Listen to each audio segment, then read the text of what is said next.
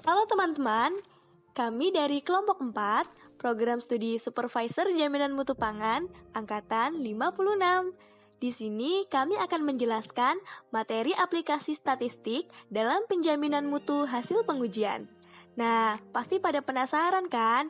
Yuk tonton videonya sampai habis.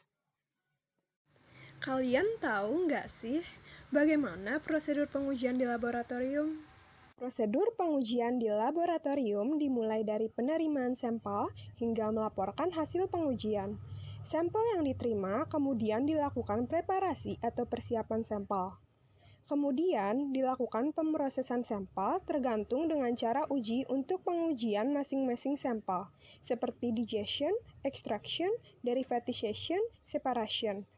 Kemudian dilakukan pengukuran yang melibatkan kalibrasi dari standar. Dari hasil pengukuran tersebut, akan dilakukan analisis data hasil pengukuran sebagai salah satu bentuk pengendalian mutu. Apabila kriteria terpenuhi, akan dilanjutkan ke tahap proses perhitungan hasil. Kemudian, hasil tersebut akan dilaporkan dalam laporan hasil pengujian, dalam rangka memantau keabsahan pengujian yang dilakukan. Selanjutnya, akan dilakukan analisis statistik, quality control chart, audit internal, audit eksternal. Dan apabila tidak terpenuhi, harus dilakukan tindakan koreksi. Kalian tahu nggak sih apa itu teknik statistik? Jadi, teknik statistik adalah teknik yang digunakan untuk menunjukkan tingkat pengendalian, evaluasi data, mendesain pengukuran, rencana sampling, dan mengambil keputusan.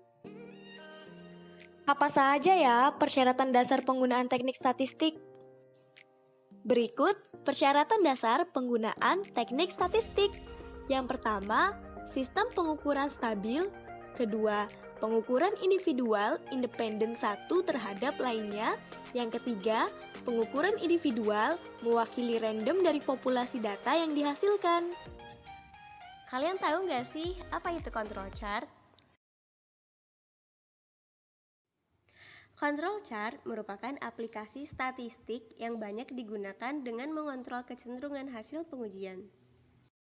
Nah, apa saja tahapan yang dilakukan untuk membuat control chart? Pertama, identifikasi elemen-elemen penting yang akan menyusun control chart. Kedua, tetapkan tujuan. Ketiga, pilih karakteristik yang akan diukur. Keempat, tetapkan how, where, and when karakteristik yang akan diukur. Yang kelima, tetapkan besarnya set data. Yang keenam, tetapkan prosedur untuk mendapatkan random sampel.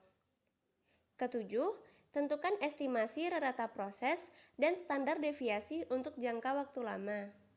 Dan yang terakhir, buatlah layout garis tengah, garis peringatan, dan batas tindakan. Berikut adalah batasan control chart berdasarkan pada ISO 8258. Yang pertama, 1 titik lebih dari 3 standar deviasi dari garis tengah. Kedua, 9 titik berturut-turut berada dalam sisi yang sama, bisa dari sisi yang bawah atau atas dari garis tengah. Yang ketiga, 6 sisi berturut-turut menaik atau menurun. Yang keempat, 14 titik membentuk pola yang naik turun. Yang kelima, 2 dari 3 titik lebih besar dari 2 standar deviasi. Yang keenam, 4 dari 5 titik lebih dari 1 standar deviasi. Yang ketujuh, 15 titik berturut-turut berada dalam 1 standar deviasi. Dan yang kedelapan, 8 titik berturut-turut berada lebih dari 1 standar deviasi. Berikut contoh-contoh bentuk bagan dari kriteria 1 hingga 8. Ini bagan kendali akurasi CRM. Jadi, akurasi adalah kedekatan hasil analisis dengan nilai sebenarnya. Bagan kendali akurasi menggunakan rata-rata, nilai standar, dan persen recovery. Berikut adalah contoh hasil pengujian kadar kalsium pada CRM ERM BD 150, skim milk powder. Pada pengujian ini dibutuhkan elemen-elemen seperti central line atau nilai sertifikat, target standar deviasi, UCL, UEL, LWL, dan LCL. Pada contoh sudah diketahui central line dan target standar deviasi. Lalu, bagaimana cara mencari standar deviasi?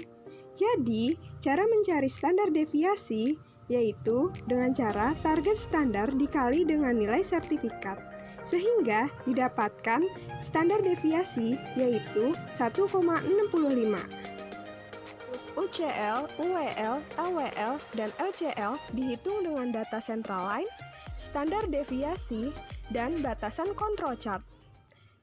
Sehingga didapatkan UCL 21,5, UEL 19,8, LWL 13,2, LCL 11,6.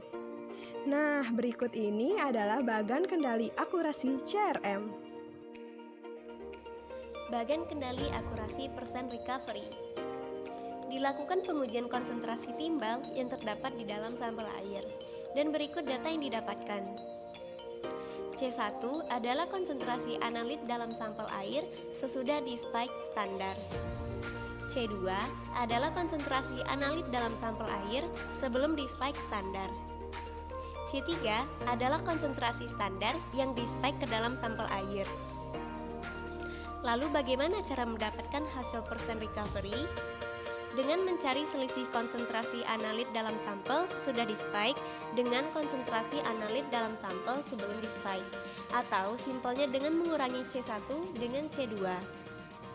Kemudian hasil selisih C1 dengan C2 dibagi dengan C3. Setelah itu dikali dengan 100%, maka akan didapatkan hasil persen recovery. Selanjutnya adalah membuat bagan kendali akurasi persen recovery. Dibutuhkan elemen-elemen seperti central line, standar deviasi, UCL, UEL, LWL, dan LCL. Central line didapatkan dengan cara menghitung rata-rata dari seluruh data persen recovery, yaitu sebanyak 95,7976. Selanjutnya, standar deviasi didapatkan dengan mengolah semua data persen recovery dan didapatkan standar deviasi 1,1401. UCL dihitung dengan menggunakan data central line dan standar deviasi. Didapatkan yaitu 99,2170. Dan begitu juga dengan menghitung UEL, LWL, dan LCL. Kemudian dibuat bagan kendali berdasarkan semua elemen yang telah dihitung. Untuk interpretasi, bagan kendali dibuat berdasarkan dari 8 kriteria control chart dan dapat disimpulkan data yang didapatkan dari pengujian timbal di dalam sampel air memiliki akurasi yang baik. Berikut mengenai bagan kendali presisi. Presisi adalah variabilitas dari beberapa kali pengujian. Digunakan rentang atau range yang didapat dari nilai terbesar dikurangi nilai terkecil. Berikut adalah hasil pengujian nikel di dalam air limbah. Nah, didapat rata-rata rentang yaitu 0,0017. Bagan kendali presisi. Center line merupakan nilai rata-rata range atau rentang yaitu 0,0017. Untuk UCL dan UEL, perhitungannya berdasarkan pada batasan control chart yang sudah dijelaskan. Didapat nilai UCL yaitu 0,0057 dan UEL 0,0044. Nah, berikut adalah bagan kendali presisinya. Nah, berdasarkan bagan ini didapatkan interpretasi yaitu berdasarkan hasil pengujian nikel di dalam air limbah ditemukan bahwa tidak ada yang termasuk ke dalam 8 kriteria. Dapat dikatakan bahwa data terkendali secara statistik dan memiliki presisi yang baik.